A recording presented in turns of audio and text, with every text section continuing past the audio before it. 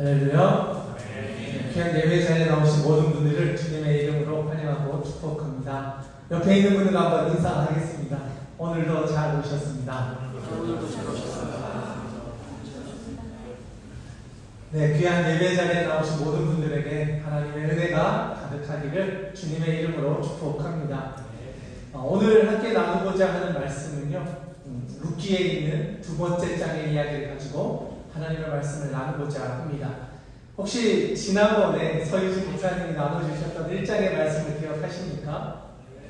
네, 다들 잘 기억하시죠? 그 시어머니와 함께 이방 땅에서 고생을 하다가 이제는 예루살렘으로, 베들레헴으로, 하나님의 나라로, 어떻게 보면 고향으로, 지금까지 살아보지 못했던 땅으로 이제 돌아오는 이야기가 이제 2장에서 진행이 됩니다. 그런데 이 본문의 말씀을 살펴보면요, 어떻게 보면은 이 세상에서 우리의 인생을 계획하고 내가 원했던 방법으로 하나님의 뜻을 따라 살아갔던 사람들의 이야기 같기도 하면서, 또 이방인이 갑자기 그 이야기에 들어오면서 이 방향이 전 새롭게 보여지는 그런 본문이 오늘의 본문이라 할 수 있겠습니다. 어떻게 보면 하나님의 백성이었던 사람들이 이방인이 살던 땅으로 이주를 하고 그곳에서 나의 꿈과 어떻게 보면 고엘이라고 하는 그 제도 안에서 책임져야 할 것들을 내려놓고 오히려 그곳에 가서 내가 원하는 것을 이룰 수 있을 것 같았던 그곳, 어떻게 보면 회피하고 도망간 것 같은 그런 인생을 살던 가정 안에 생각지 못한 일들을 만나서 아버님이 돌아가시고 아들도 수천하고, 그러면서 가족들 안에 지금까지 상상할 수 없었던 일들을 경험하게 되고, 그리고 나서야 하나님께로 돌아올 마음이 생겨서 돌아올 때 하나님께서 그들을 통하여 새로운 일을 계획하고 계셨다라는 사실을 1장을 통해서 우리는 확인할 수 있었습니다. 그런데 2장을 시작하면서 이렇게 말씀을 보면요, 2장에서는 새로운 사람이 등장하고 있습니다. 나오미는 조금 어떻게 보면 이제 조금 2차적인 사람으로 그 포지션이 좀 바뀌고 새로운 사람이 등장하고 있는데, 그 사람의 이름이 보아스라고 하는 사람입니다. 어차피 보아스라고 하는 사람은 이방 땅에서 살다가 다시 이스라엘 땅으로 돌아온 이들에게는 어떻게 보면 하나님과 같은 존재를 상징하는 인물이라 할 수 있는 것 같아요. 그래서 그 본문의 말씀을 살펴보면 이 사람을 통해서 경험하게 되는 이방 여인의 마음, 나를 가족처럼 여겨지지 않을 것 같았던, 어떻게 보면 이방 여인에게는 여기가 이방 땅인 거잖아요. 시어머니에게는 고향이지만 룻에게는 오히려 다시 새로운 땅으로 이주를 해서 새로운 사람들과 만남을 가져야 하는 그에게는 이방 땅이고 두려움의 땅이고 내가 살아보지 못한 문화 속으로 들어가는 그런 두려움과 걱정이 있었을 것이다 라는 거죠. 그런데 그 여인에게 보여지는 모습을 이제 1절에서 3절 사이의 내용을 살펴보면요, 참 놀랍다라고 볼 수 있어요.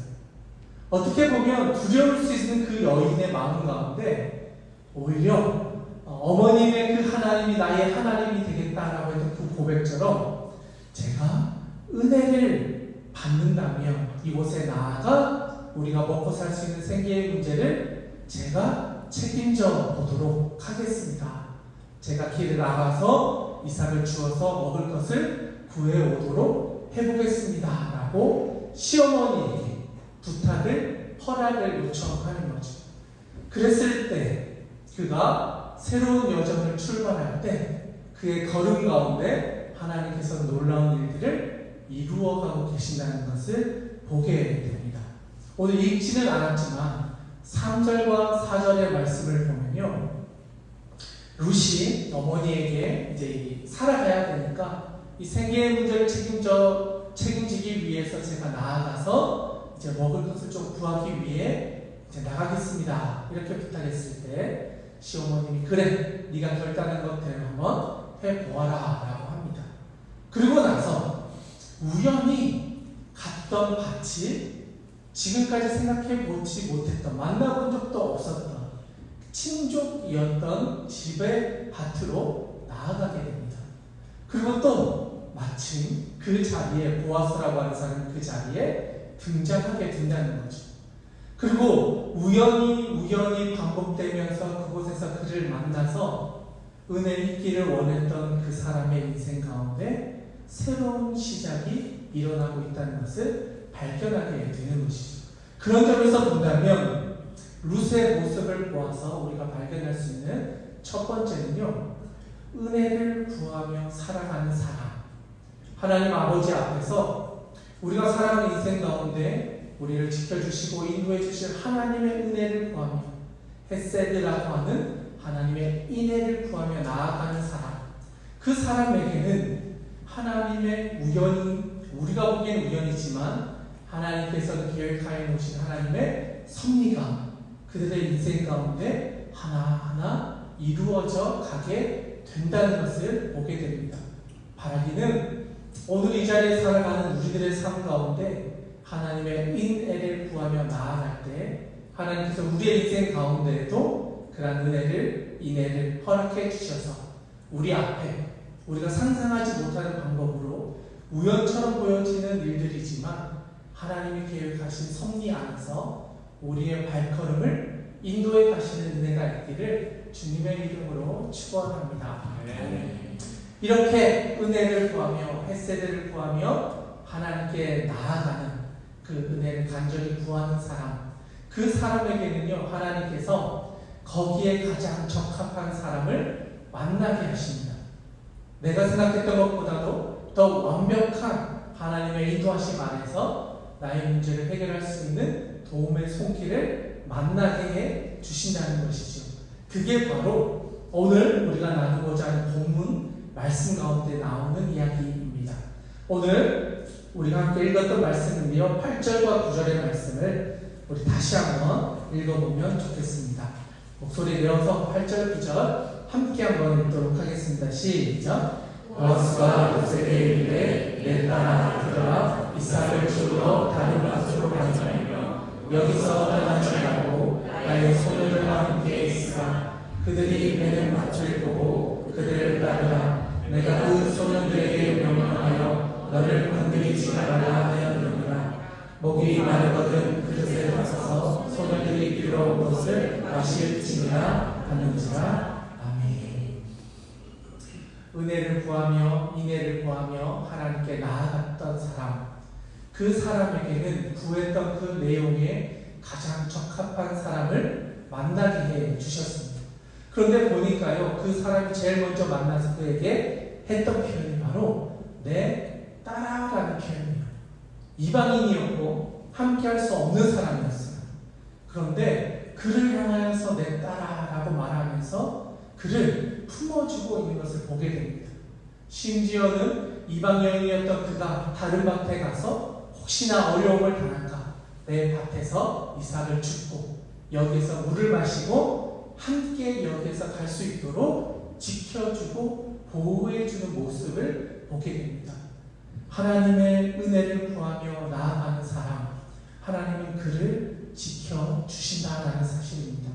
오늘 본문 말씀에 나오는 이 룻은요 하나님의 은혜를 구할 뿐 아니라 시어머니의 하나님이었던 그 하나님을 나의 신앙의 중심에 두고 나의 하나님을 여기며 그 길을 걸어갔던 은혜를 구하며 나아갔고 은혜를 살아갔던 사람이라는 것을 보게 됩니다.